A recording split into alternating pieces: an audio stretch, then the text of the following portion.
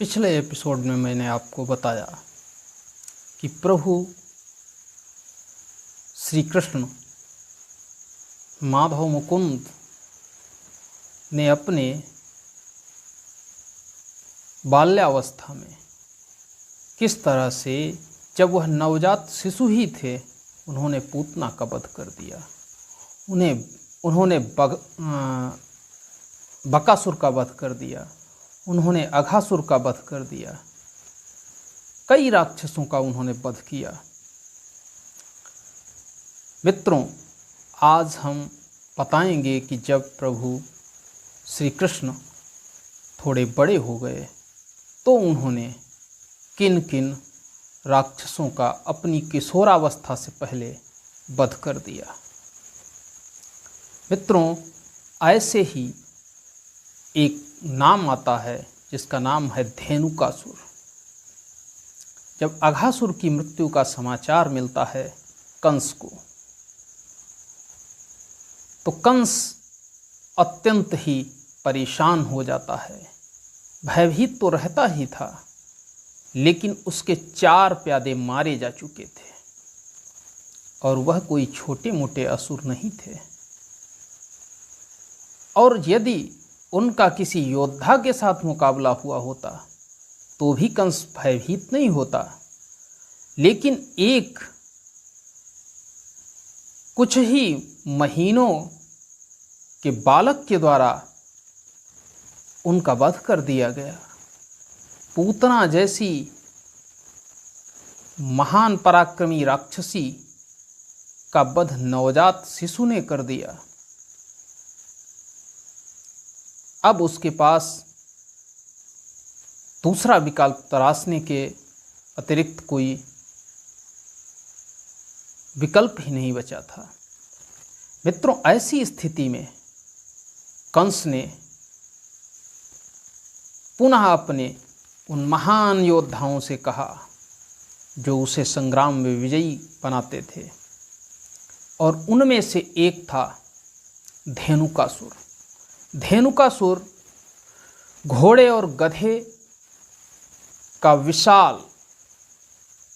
विशालकाय शरीर धारण कर लेता था, और इतना विशालकाय कि कोई अद्वितीय योद्धा भी उसे पराजित नहीं कर सकता था। उसके एक प्रहार मात्र से बड़े से बड़ा पराक्रमी योद्धा धराशायी हो जाता था। वो अत्यंत मायावी था। कंस ने उससे कहा कि धेनुकासुर, जाइए और इस बालक का अंत करके आइए। धेनुकासुर भी ये नहीं जानता था कि वो स्वयं नारायण हैं, प्रभु श्री हरि हैं। धेनुकासुर भी उसी तरह निकला जिस तरह से उसके पहले के असुर निकले थे उस बालक का वध करने के लिए। मित्रों, जब धेनुकासुर पहुंचता है तो वह देखता है कि ग्वाल बाल गैया चरा रहे हैं, क्योंकि अब प्रभु श्री कृष्ण बड़े हो चुके थे, और वह जब छोटी अवस्था में ही थे तभी अपनी माँ यशोदा से ये जिद करने लगे थे कि हे माँ, मैं गाय चराने जाऊंगा। मैया, मैं भी गाय चराने जाऊंगा। लगातार वो कहते थे, तो माता यशोदा उनका मनोरंजन करवाने के लिए बड़े ग्वाल बालों के साथ उन्हें गाय चराने के लिए भेज दिया करती थी। आज जहाँ वह गाय चराने के लिए आए थे, बलराम जी उनसे बड़े थे और सारा सानिध्य भी उनको बलराम जी का ही मिल रहा था। तो बलराम जी ने कहा कि ठीक है मैया, आप भेज दीजिए, मैं लल्ला का ख्याल रखूँगा। वन में जब वह गायें चरा रहे थे तभी वो धेनुकासुर आता है और वह डराने लगता है सभी ग्वाल बालों को और अपने पैरों से प्रहार करने लगता है।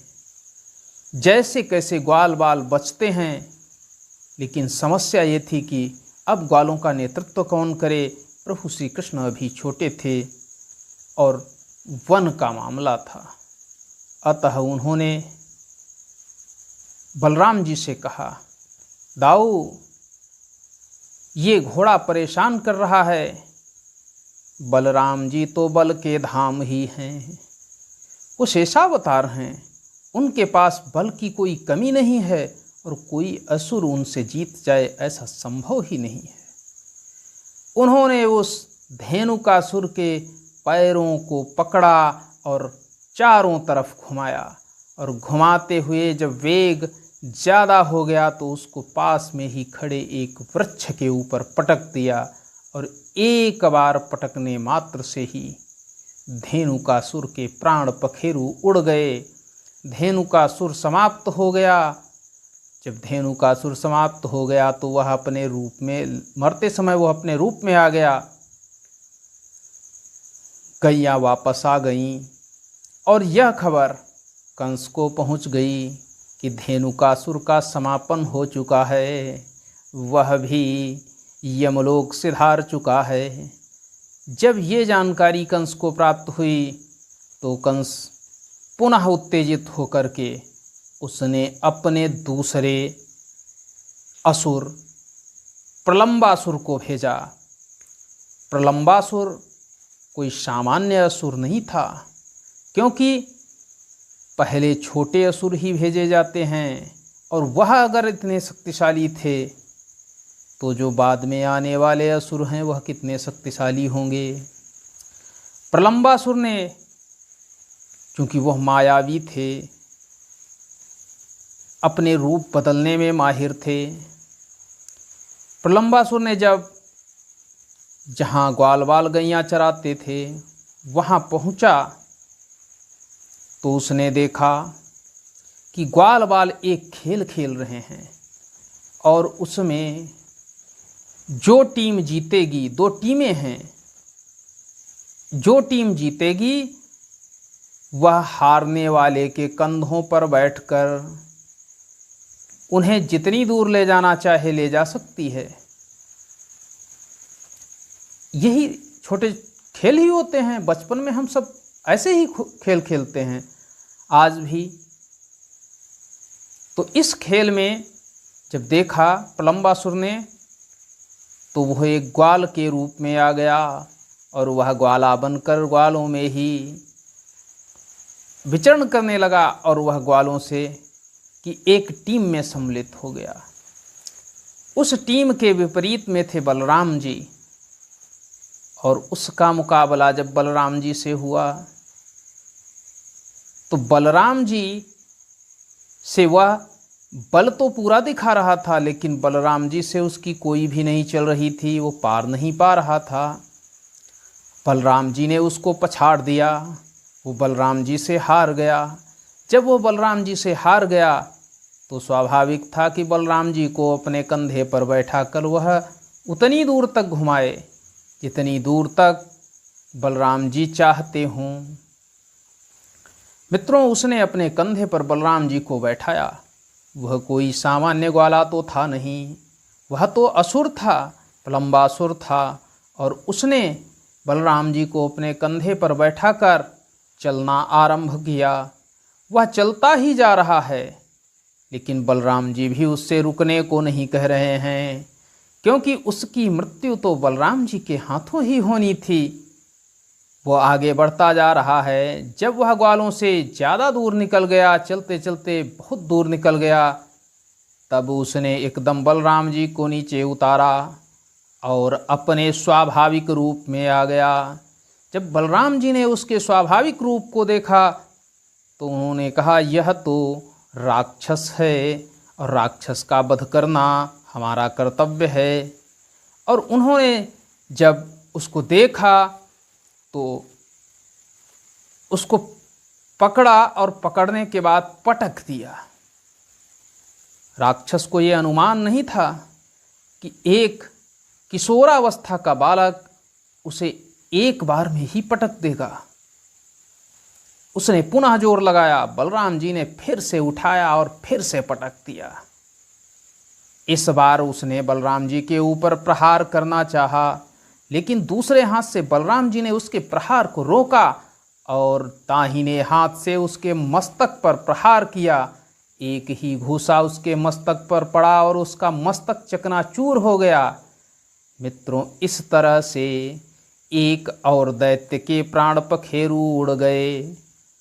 जब ये समाचार फिर से मिला कंस को, क्योंकि कंस के गुप्तचर चारों तरफ घूमा करते थे, जब ये समाचार कंस को मिलता है तो कंस और भयभीत होने लगता है। लेकिन कंस रुकने वाला नहीं था। दुरात्मा चाहे बार बार पराजित हो, लेकिन वह सामने वाले को हराने के लिए अपने सभी यत्न करता है, छल बल सब का साथ लेता है, और वह लगातार छल का साथ ले रहा था।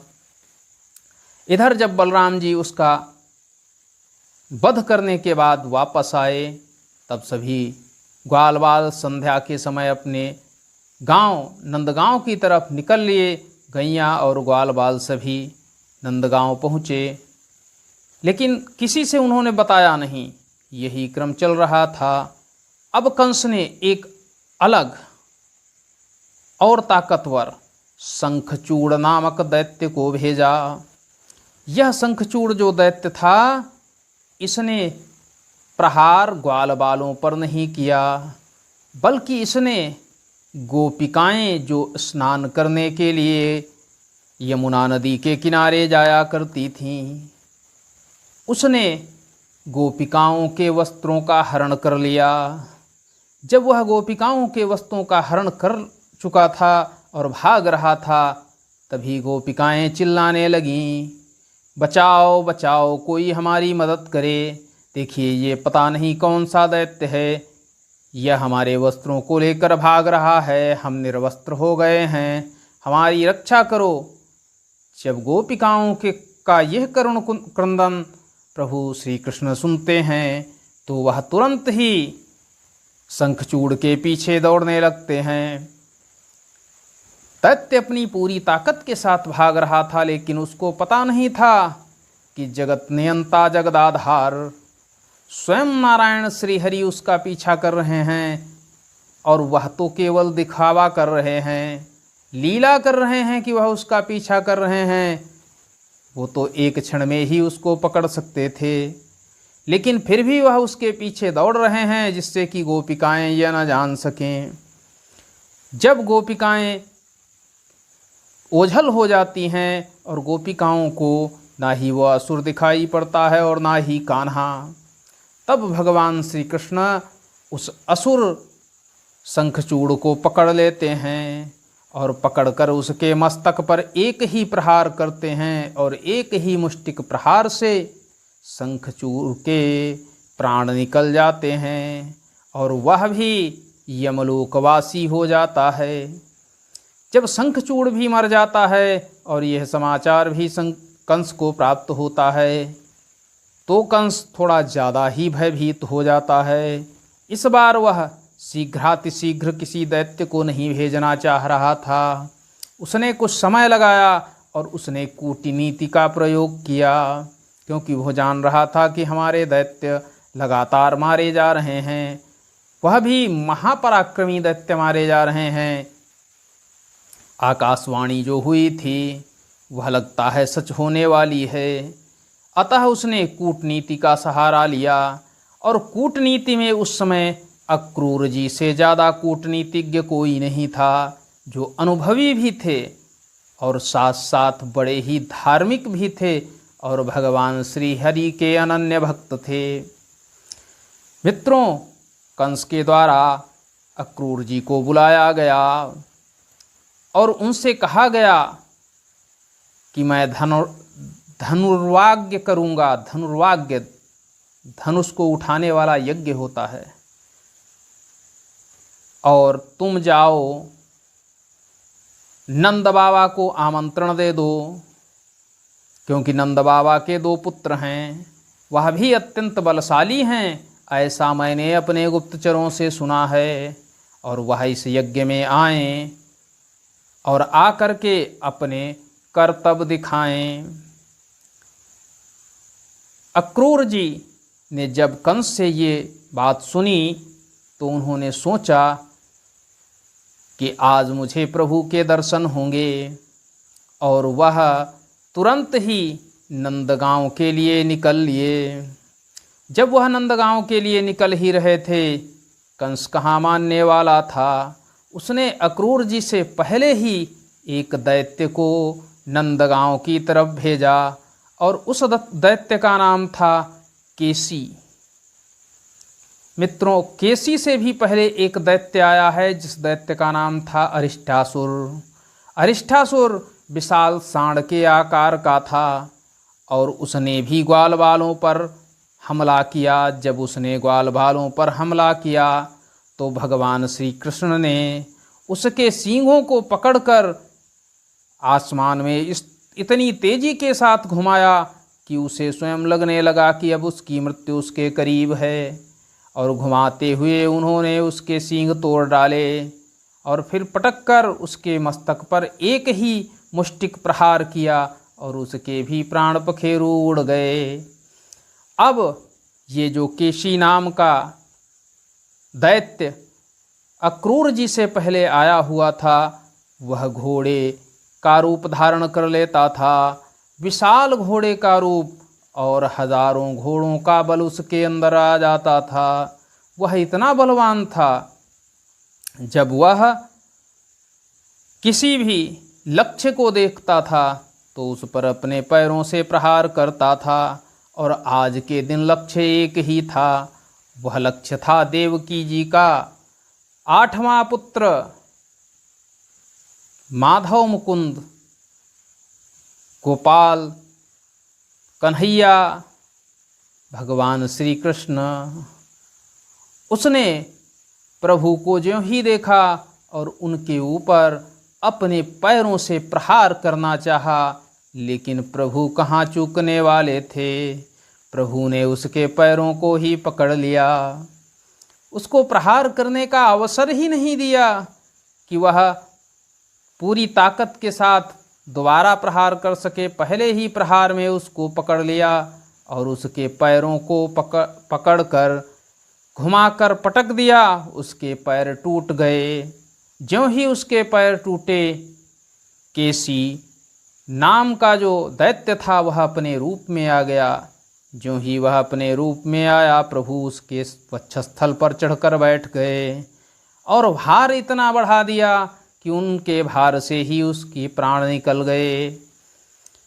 जब कंस को ये समाचार मिलता है कि केसी की भी हत्या कर दी गई है, उसका भी वध कर दिया गया है, तो कंस ने सोचा अब अक्रूर जी को भेजा ही है हमने, अब ऐसा किया जाए किसी भी दैत्य को मौत के मुंह में न भेजा जाए।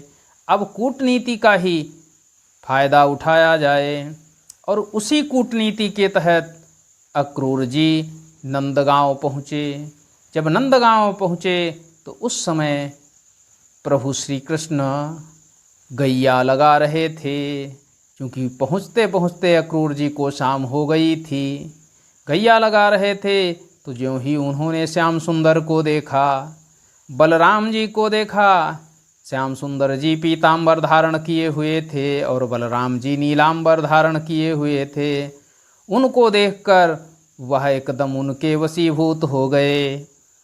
प्रभु ने भी जब उनके हृदय में भक्ति की भावना देखी तो उन्हें एक हाथ स्वयं जगदाधार ने पकड़ा और दूसरा हाथ शेषावतार ने पकड़ा, और दोनों हाथ पकड़कर वह महल के अंदर ले गए और वहाँ उनकी विधिवत सेवा की।